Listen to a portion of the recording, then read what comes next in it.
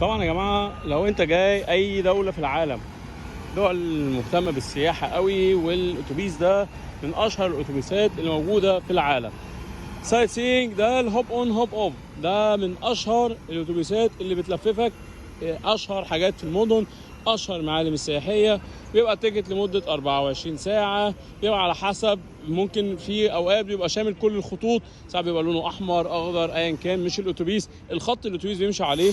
زي ما انتم شايفين هنا مكتوب عليه مثلا ريد لاين، ادي الريد لاين اللي قدامكم ده معناه ان هو في كذا اكتر من خط وكذا اكتر من حاجه نمشي عليها. طبعا انا الاتوبيس ده انا بحبه لو انا اول مره اجي البلد ما عنديش وقت ضيق، فباجي اركب الاتوبيس ده بكل بساطه، بيلففني كل حته في او اهم المعالم الرئيسيه في البلد. طبعا انا شايفين موجود برضه باللغات، في بالبرتغالي بالاسباني فرنساوي انجليزي ياباني برتغالي برضه بس برازيلي واوكراني وروسي وهولندي وبولندي وصيني وايطالي والماني.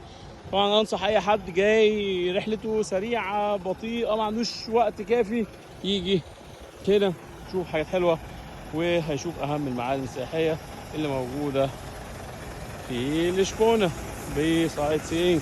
يلا بينا نكمل جولتنا ونطلع نشوف ماركيز بومبال، الجنينه بتاعته.